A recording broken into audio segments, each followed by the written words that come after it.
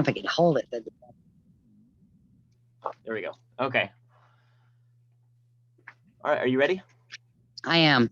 All right, so could you say and spell your first and your last name for me first? It's Erica Morse, ERICAMORSE. And what's your title with the case? I'm the private investigator. And how long have you been with this case? As a reporter from day one, as an advocate for about 5 or 6 years, as a PI since August of 2018. Okay, so you've been following the case for quite some time now. When did you first hear that the arrest had been made? I think it was around 4:30. About 4:30 this afternoon. I received a call from a city official in Big Spring telling me that Shawn Adkins had just been booked into the Howard County Jail on a charge of murder. I instantly called Hailey's father, Clint, and told him what I had been told. And he said, I had a feeling today was going to be the day. And I told him obviously to listen or watch for any calls coming in from Texas, from West Texas. I met with him about an hour later, and he said he had missed a call from the Mitchell County District Attorney's Office from the Victims Advocate Department.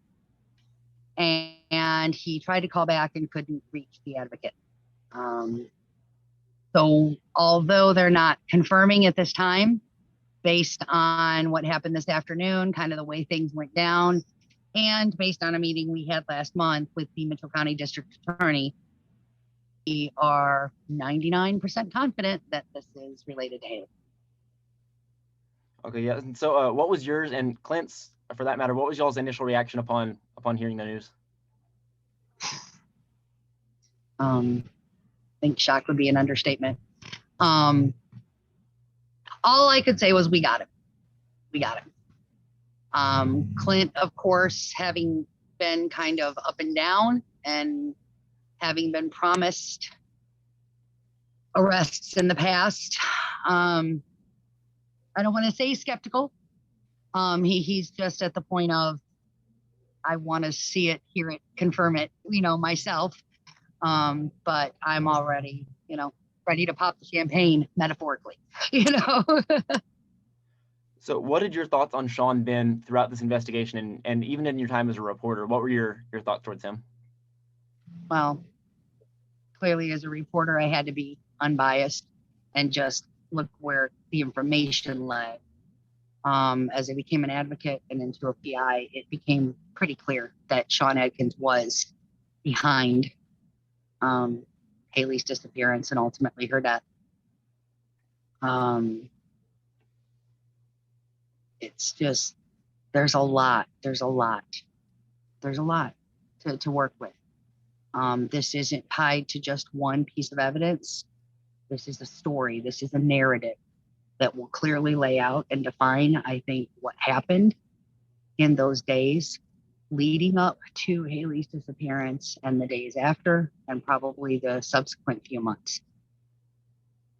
So, in your opinion, as an investigator, sorry, we had to adjust that camera. Oh, okay, making sure. So, in your opinion, as an investigator, knowing that the arrest has been made, what does this change about what we know about the case?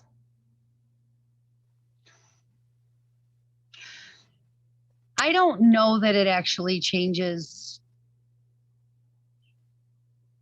much about what the public already knows, because what the public has been told thus far is that the only person of interest, and at one point he was actually named a suspect, was always Shawn Adkins. Clint Dunn has been told pretty much from the very beginning that Shawn was behind this, no questions asked, and it was a matter of connecting the dots.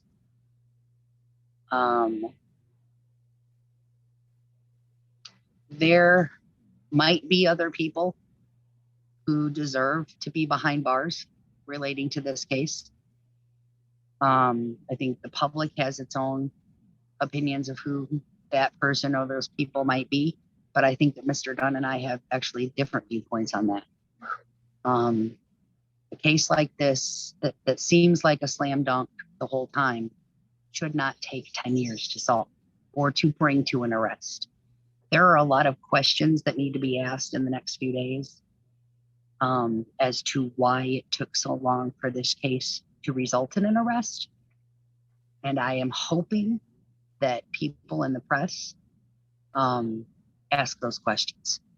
There is a lot that I want to say right now. There is a lot that I shouldn't say right now. But you don't get away with this type of crime for 10 years without help. So what kinds of questions would you pose? I would ask you guys to look into his relationships, his friendships, perhaps any familial ties to law enforcement. And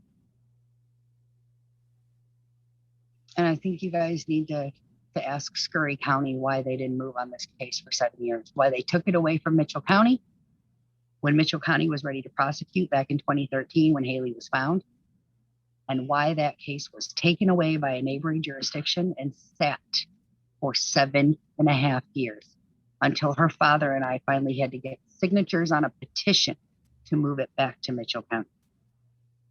And, this case started in Mitchell County. It should be tried in Mitchell County, or at least by the Mitchell County prosecutor.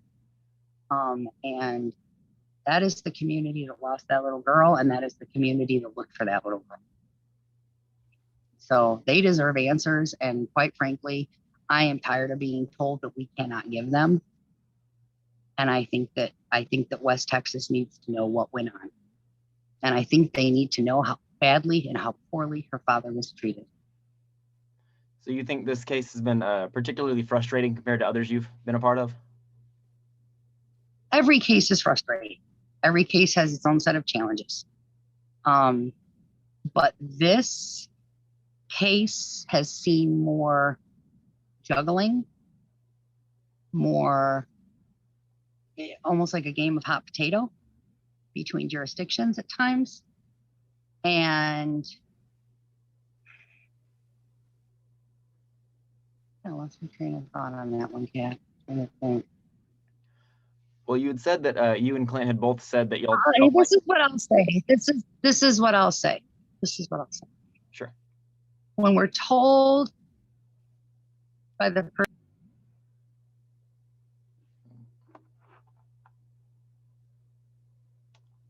Lost audio there. Are you still with me, Erica?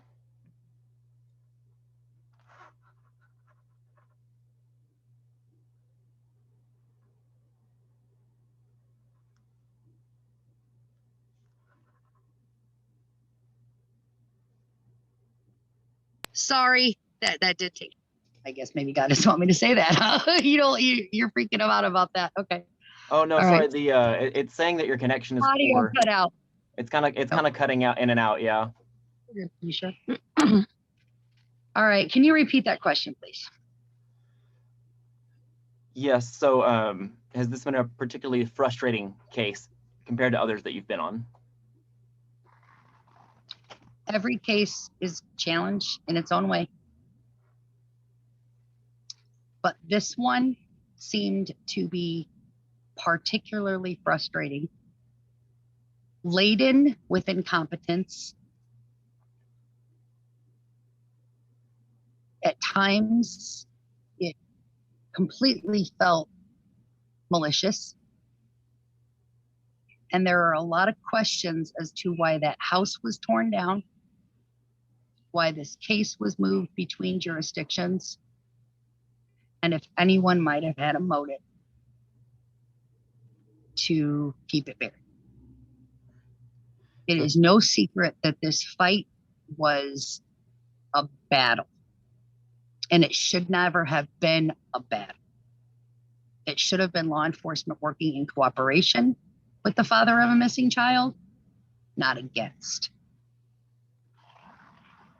And I think that was a lot of the early questions I did see in an old interview that we had with him, asking as to why he had stopped cooperating, and he had said his lawyers had instructed him to lay low and not say anything. Is that emblematic of an innocent man, do you think?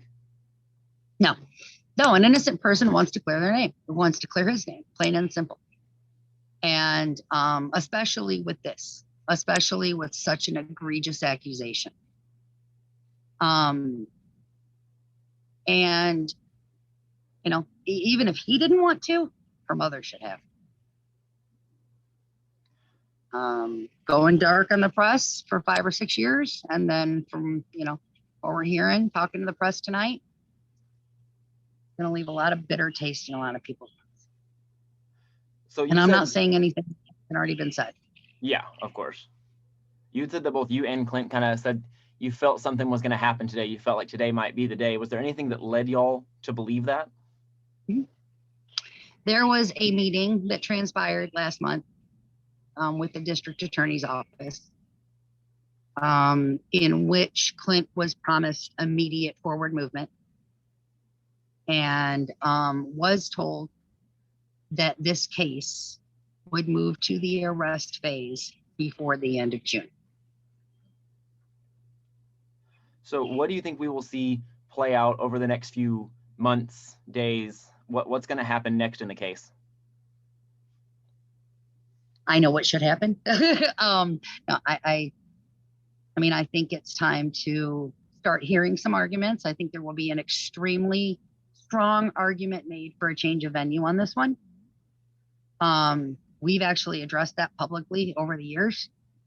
If there needs to be one, so be it. I mean, take the evidence, you know, a couple counties away. It's okay. Nobody's afraid of putting this evidence out there. Mr. Dunn has been screaming to put this evidence out there for over a decade. So, and to be honest, I don't know if he can get a fair trial in West Texas. Kind of made sure of that in order to protect other victims, because let us remind you that there are other victims. We have been battling for 5 or 6 years to have police reports of other victims. And there were police officers out there who laughed at us and said that poor innocent man. The news accused him of killing Hailey Dunn, and this poor innocent man is being falsely accused by all these women because this private investigator is so desperate to prove that he's the guilty party. Well, let me tell you what, that man is behind bars tonight on a $2 million bond charge with second-degree murder. Namaste. What is your familiarity with the evidence of the case and the evidence that they might have on him?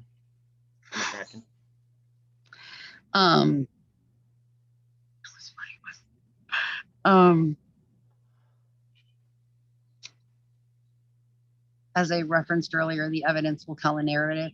It will really kind of lay it all out. I don't know all the evidence. Mr. Dunn does not know all the evidence. We're not going to sit here and claim to know it. They have kept this so close to the vest. And from what I understand, the evidence is like under guard and has been for well over a month. They're protecting this physical evidence for some reason. And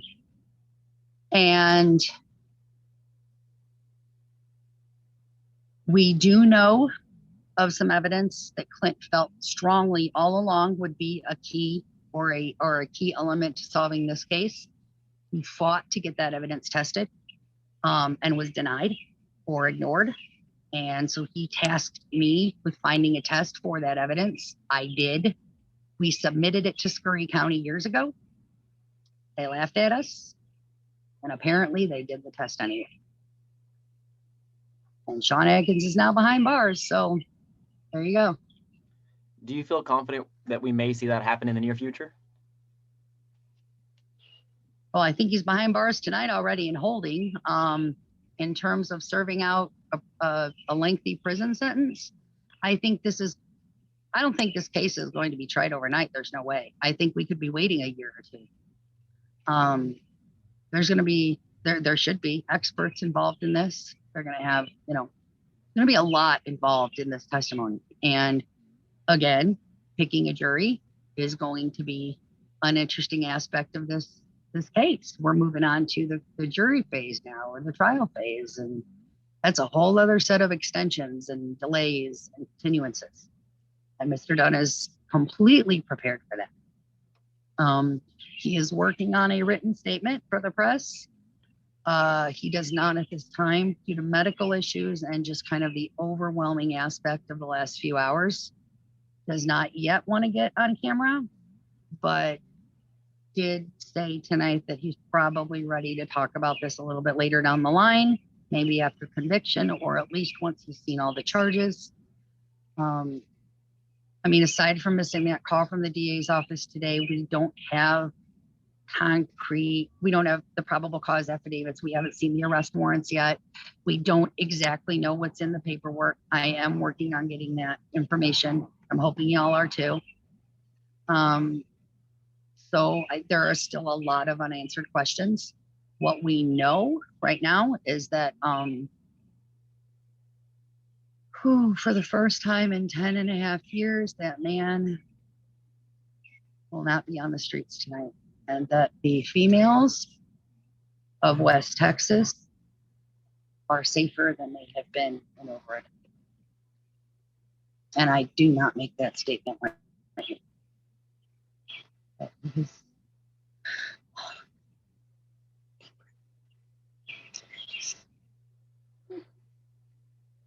Yeah, and to those who have been following the case, I'm sure for now over a decade, especially family members who have been following from far or from close, what can you say to them now that we have an arrest and a charge, but we still have a road ahead of us?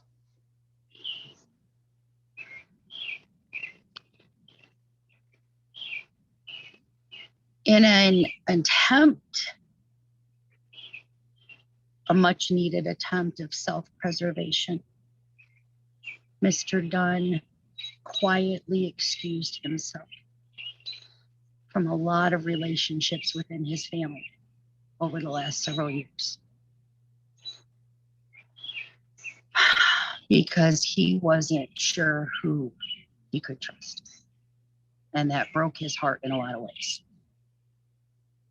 He deserves to have and needs to have his family with him at this time. He knows David has to be really hurting tonight, and really hopes that this will start to bring some resolution back to that relationship.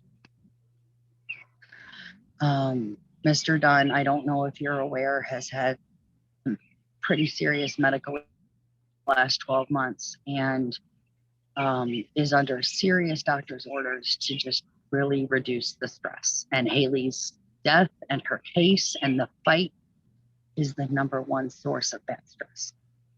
And I think that was sorry. I was just going to say to his family, he knows that everyone is hurting. This isn't just about him. And he wants justice for everyone. All right. Well, I think that was all the questions I had. Was there anything more you needed to add that might be pertinent to the case? No, I don't think so. All right. Well, Erica, thank you so much. You have my number. You have Victor's number. So any of those statements or things that you think might need to get out, for sure, give us a call, give us a text. We are more than happy to hear all of it. Thank you. I appreciate that. I'm sure we'll be talking as the days and months go on. And I will definitely shoot you a copy of that presser when he gets it done. All right. Thank you. Have a great night. You too. Goodbye. Thanks. Bye.